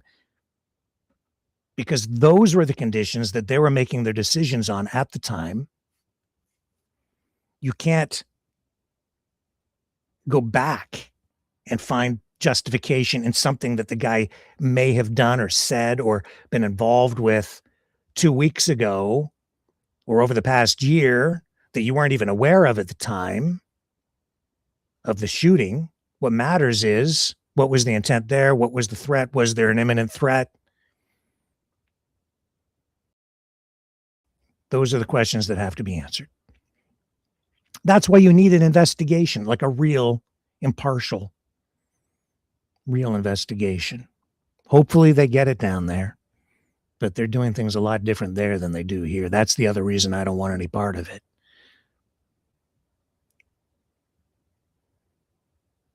The standard again to be met is, did the man do anything illegal? Was he acting in a reasonable fashion within the laws in that jurisdiction, in that city at that time? He was in Minneapolis, not Toronto, so the laws of Minneapolis, Minnesota apply. USA, the laws are different. So he was allowed to carry a handgun. He had the license, the permit. He was allowed to carry the ammunition. He did not pull the gun. He did not threaten anyone with the gun. He was wearing mittens from what I saw at times. So I'm not even sure he was able to handle a gun. I could be wrong about the mittens, but regardless, he didn't pull the gun. Anyway. And then he was being subdued by multiple officers. See, and the timing matters even in that. And that's a micro way of looking at it. But it also translates into what I'm talking about with you, where you have the right to defend yourself. Our country has the right to defend itself. The timing matters. The sequence of events matters. The details matter. The motives matter at the moment, at the time of the shooting. It matters because it isn't just a question of whether the man was killed. It's why he was killed. Who is responsible? Was it premeditated? Was it an accidental killing? Was it manslaughter? Different levels. Intent matters. Was the officer confused or scared or angry? The details matter. Intent matters. All of these things matter. It isn't just whether he was killed or wasn't killed. It was like all these other things go into it. Even if the victim went there with bad intentions, what matters here is what happened at the time of the killing. Is this a war zone? Was he a terrorist, a domestic terrorist? They keep throwing that word around, terrorist. Everybody's a terrorist, you see. Narco-terrorist, domestic terrorist. Everybody's a terrorist. When they call people terrorists, you don't have any rights. That gives them further justification to do anything they want. That's why they use the word. Do you really think that guy was a terrorist? Maybe they become a terrorist when they stand up to ICE. See, now there's the problem. If you stand up to the cops in any sort of a physical way and become involved in any kind of altercation, you resist it. Oh, they just, oh, he's a terrorist because it's political and we're in power and this is the beginning of an insurrection and you're a terrorist, so we're going to throw your ass in jail. Just like the Democrats did it on the other side during J6, where I said, I don't know. I think most of those people just kind of got out of hand and they threw a lot of people in jail. But yeah, there were some people there who maybe you could say, and I'm not the only one saying it, even people like Dan Bongino said it at the time. Yeah, you know, they shouldn't have beaten those officers, shouldn't have done that, but they did. And it's happening on both sides, you see, and that's not cool. That's a country falling apart. Don't want any of that. Please keep it over there. Let's calm things down over here so we don't get more of that over here. This all gets complicated. It confuses people because the government is not following the rules, not following the rule of law. They're making up new rules as they go along. That's why they're calling people terrorists. You don't have any rights. You're a terrorist. So we're just going to round you up and ship you off to the gulag. No due process for you. Oh, you're an American citizen? Don't care. You're a terrorist anyway. Was Rene Good really a terrorist? Really? Was this guy, this nurse, misguided maybe? Maybe not. Regardless, he didn't deserve to get shot. Neither one of them should have been shot.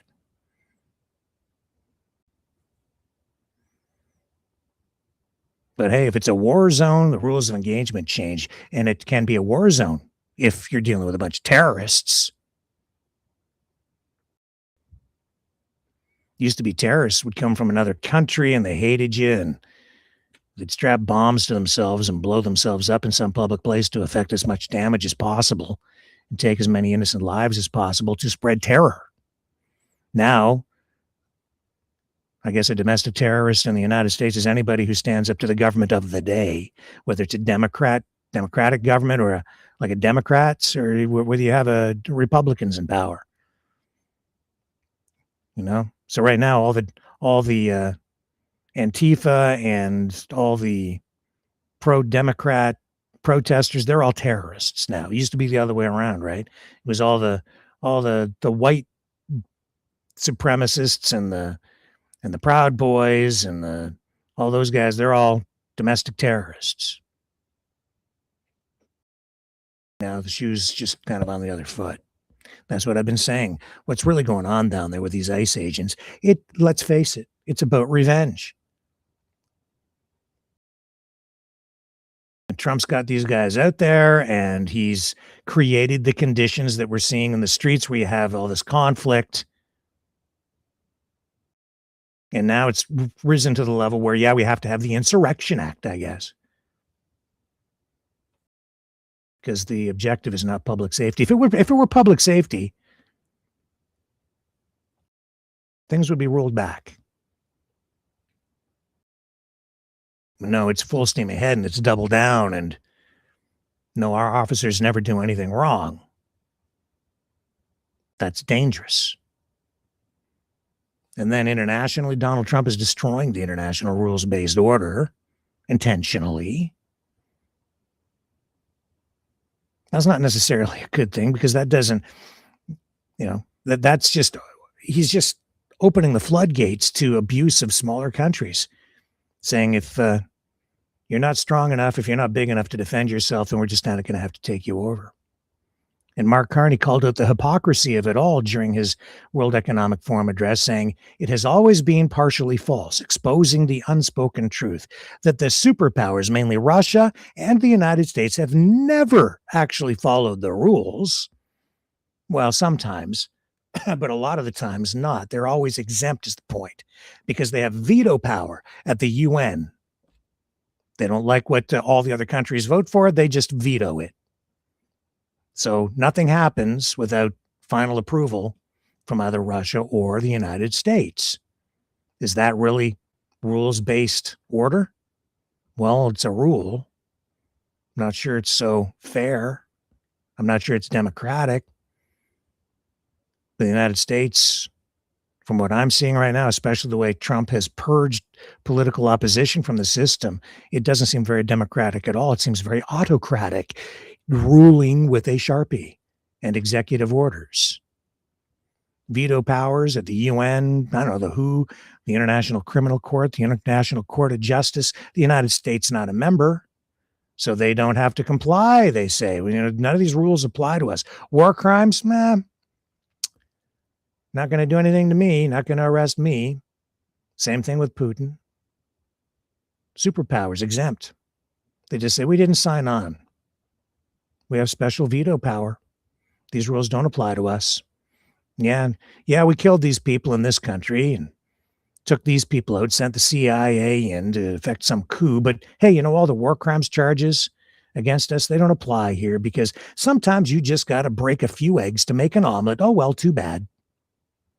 Mark Carney called that out. And then I see people here at home who doesn't matter what he does, because they're not journalists. They're online influencers to influence you, influence me on one side, on a side. And they're like, oh, that was a terrible speech. Exemptions are baked into the American cake, man. Yes, some people in the United States are above the law. If the president says so, if the president pardons you, you get off. You could commit a horrific crime, and we've seen it happen, and the president can pardon you. he has the ultimate get out of jail free card. Nixon said it's not a crime if the president does it. It's not illegal. Well, the whole concept was under pressure when Nixon was caught up in the Watergate scandal, but before they could convict him of anything, he resigned. His resignation really, in many ways, served to preserve the system of double standards, of exemptions, the American system of exemption. And that exemption is the exceptionalism that translates for much of the rest of the world into glaring hypocrisy from a country that claims to be and has been a beacon of hope and freedom and justice for the world until now. Hypocrisy largely or attempted to be hidden and used, I think, somewhat sparingly in the past. The exemption and the nasty things that the United States did. They're going to bomb this country. We just won't talk about it much in the media. But now Trump is like, he's just right out in the open with it. I'm the president of peace. No, he's not. He's attacking us. He's attacking all the allies. He's at war all around the world right now. And he's certainly at war with liberalism, as I've said. But that is also just the way that they get people engaged on an emotional level to fight a political battle in the streets so they can achieve a different objective. A beacon of hope and freedom and justice for the world until now, until this moment. And the time is coming when we will have to make choices. Donald Trump has destroyed all of that. And that is the tragedy, because it wasn't all bad. It wasn't all hypocritical. It was only partially false, as Mark Carney pointed out, because America has been a land of hope, opportunity, and freedom for millions who have found the American dream and are living it today. But some of it has been false, and Trump has embraced the hypocrisy by embracing and harnessing the power of America, the military power, the economic power, using it all to threaten everyone, especially allies right now, to threaten Canada, he threatens the UK, he threatens France, he threatens all of the NATO nations, Mexico. There isn't a friend that he has not beaten up lately. Threatening Canada to exploit what we have and to split public opinion. That's, what he's doing. And while doing it all, he has misrepresented himself. He twists, he turns, he lies, he tells half-truths. And all through it, he plays the victim, while trying to show us that he's invincible.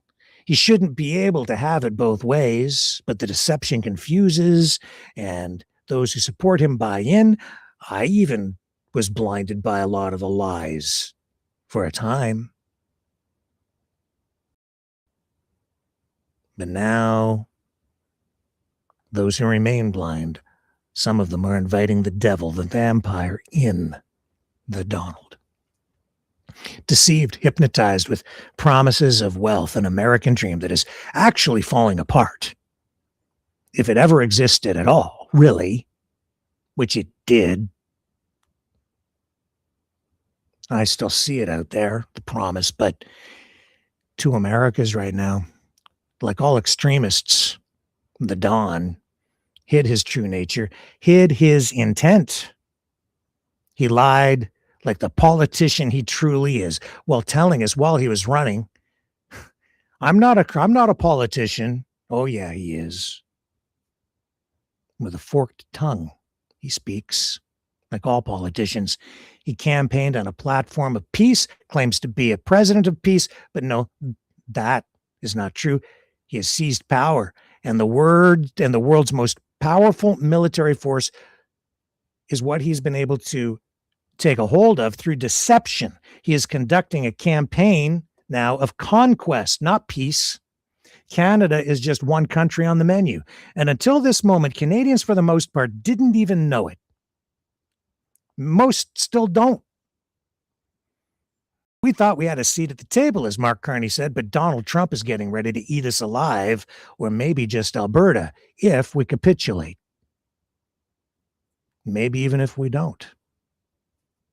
Some are trying to invite the wolf in, the vampire, the devil, into our home because they're still deceived. They believe we have only ourselves to blame for the acts of aggression he is using to beat us into submission. Or more conveniently, some believe it is those who are trying to defend the country and themselves against the trespass who are to blame. The defenders of Canada are the ones that they're blaming for the destruction of Canada when it is actually the guy in the White House. He's not our friend. Not right now. He's not our friend. We have a lot of friends in America, but he isn't one of them. Stop defending yourself, the influencers say. You'll get Donald upset. Look at what the prime minister did. He got Donald Trump upset. Look at what Doug Ford did. He got Donald Trump upset. Tisk, tisk, tisk. Shame on you. Why didn't you just bend the knee and give him what he wants?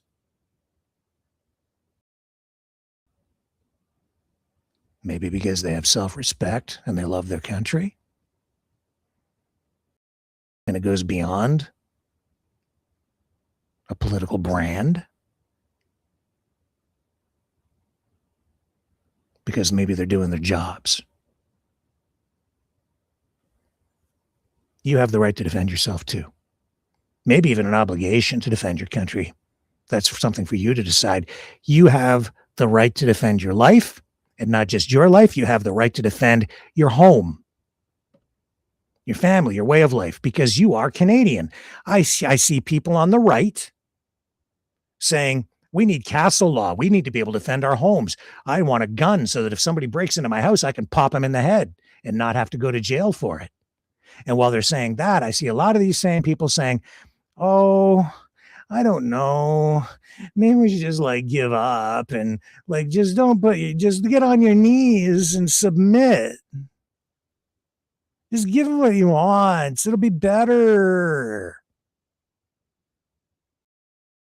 And anybody that stands up for the country, they're like, you're the enemy. And some of them are supposed to be the nationalists. What the hell is going on? See, but how you do it is important. If you choose to defend yourself, we must choose the right time and the right way. You just don't run out into the street and say, hey, I'm going to fight you, copper. It's a bad idea. The cops probably are your friend. In Canada, especially. They're there to keep you safe. You do it the wrong way, though, they're going to arrest your ass. And ultimately, they can be on our side if we stay on the right side of the law. Don't get on the wrong side of the law. And everything will be okay. There are lawful ways to defend yourself. But I'll tell you this, in order to do that, in order to do this smart so that we avoid violence, so we avoid some sort of a conflict, so we can maybe find some way to navigate our way out of this without actually having to fight like that, and maybe to even find a way to navigate our way out of this so that we can work around these economic disputes, you have to have the right information. You must have the truth. We, you, us, we must not become the aggressor. We must be in a defensive posture. Do not attack the United States. Defensive. Defend yourself. That's your justification, our justification for any actions that we take, because it's justified. Self-defense. Timing is everything. See, it's just like a police officer or an ICE officer effecting an arrest. Timing is everything. Suspect has a gun. It's holstered. Gun taken away. ICE officer shoots suspect. Timing's wrong. Circumstances wrong. Officer's wrong. Suspect was not an imminent threat. Change the circumstances. Suspect has gun. Suspect draws gun in hand, could be perceived as an imminent threat to great bodily harm. It's a reasonable, objective thing for the officer to then see that as a threat, and maybe then is justified to shoot the person. Just like now, Donald Trump. Is he attacking us? Is he actually doing something bad to us? If he is, we have the right to defend ourselves. Whether it's some sort of an economic bomb that he drops on us, or if he rolls up here with his tanks and F-35s, then I guess we have the right to defend ourselves. Maybe even an obligation. To your family, to your kids, to your grandkids, and to those who came before us and bled and died for this country to build it into what it has become today, which is an alternative, an escape valve, sober second thought to the American system and the American government. And at times that has been very useful even for the Americans. Vietnam War, Iraq. Yeah, we didn't fully participate in that craziness in Iraq. So it gets complicated. And the key is to recognize when the timing is right and to understand what the opportunities are to stand your ground and, with justification, defend one's self and one's country and one's home. And I literally mean defend your home, because that's what's at stake. Whether it's the economic pressures that we're going to face in the weeks, months, maybe years ahead, we're protecting our way of life, we're protecting our families. We all are protecting ourselves, trying to. Economic pressures, military, immigration, drugs. Trump is probing and pretending and lying and using influencers to create this illusion of a threat, to create a pretext, an excuse to take us over. And there are people out there online right now filling your heads, my heads, everybody's heads with information designed to convince us to just give up. He's looking for an excuse, though, any combination of excuses. That's why the timing has to be right. You hit back at the wrong time in the wrong way, and you're perceived as the aggressor. Oh, now Canada poses some sort of a national security threat, and here's the proof. Drugs, economic threat, cyber threat, foreign infiltration. He's saying right now, Canada will not be allowed to become a country taken over by communist China. We're already seeing these influencers calling Canada a communist country. Oh, and it's rampant. Canada's taken over by China. No, we're not taken over by China. The United States has way more influence over us than China does.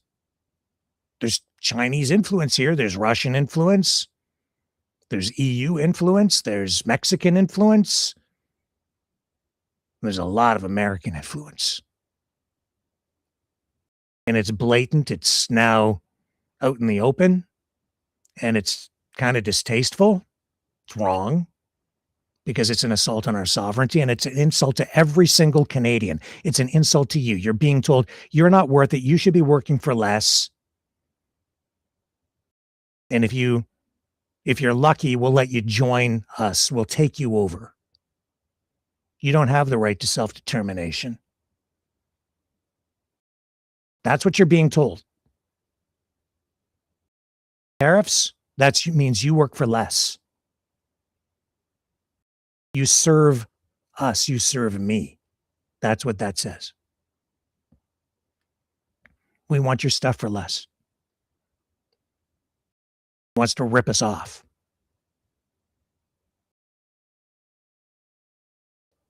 He's ripping off his own people with those tariffs, by the way, to the tune of billions and billions of dollars. And they don't even know or understand that they're being taxed to death. He's ripping off everybody. It's damaging on both sides.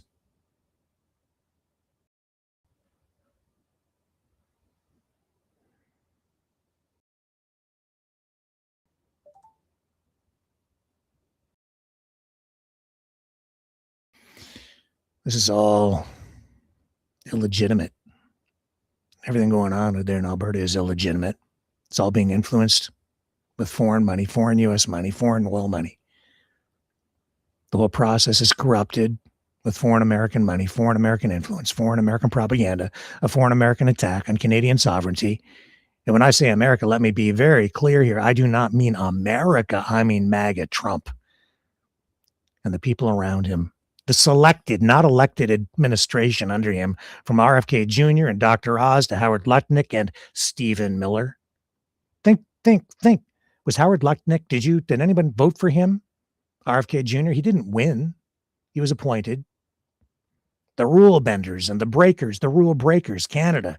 We need to cut through the lies.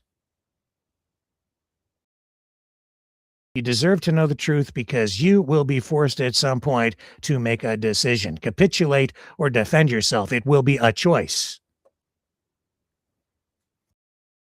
And when it comes down to that moment, I will not tell you what to do. Everyone will have to make a decision for themselves.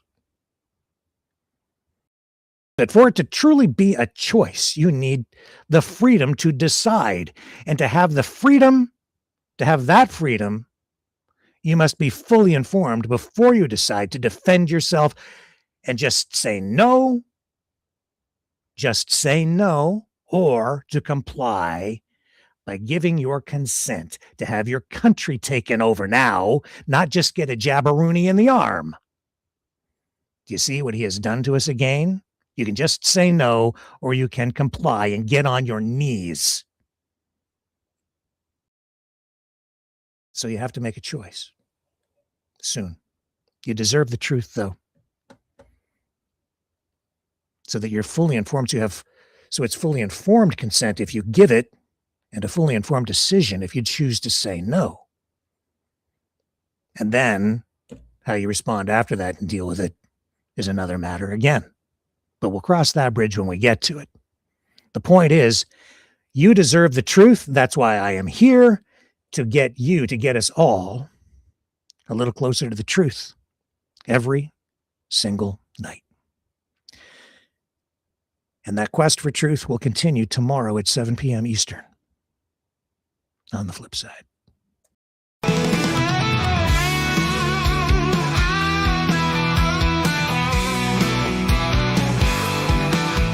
Well, I heard old Cosmo howling last night up on the hill where the moon shines so bright.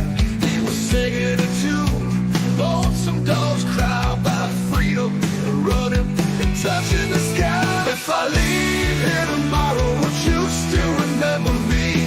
Cosmo's free, running wild, wild as the wind can be. He's a free dog, he's a free dog, he's a free dog.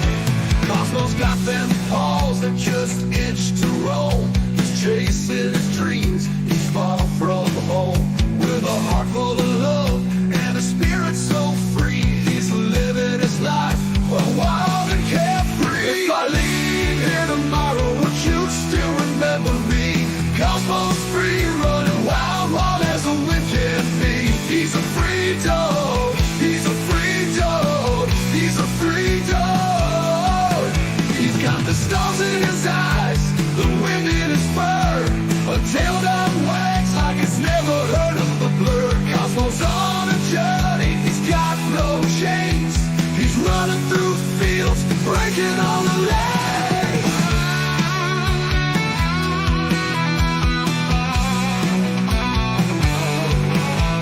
Now the night's getting cold and the sky's turning gray, but Cosmo's still out there, he's miles away.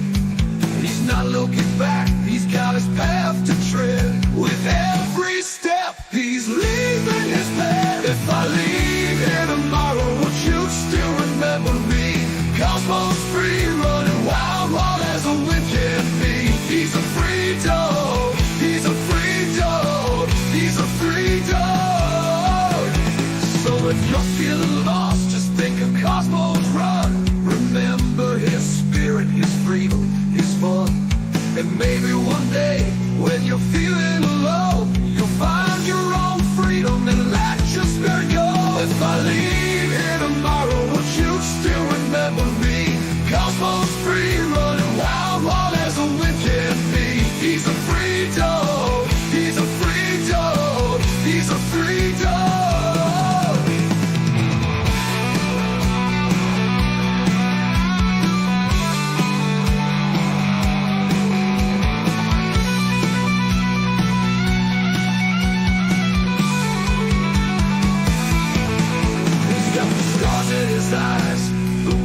his fur, a tail that wags like it's never heard of a bird, a heart full of love and a spirit so free. He's living his life wild and carefree. He's got the stars in his eyes, the wind in his fur, a tail that wags like it's never heard a bird. Cosmo's on a journey, he's got no chains. He's running through the fields, breaking all the lanes.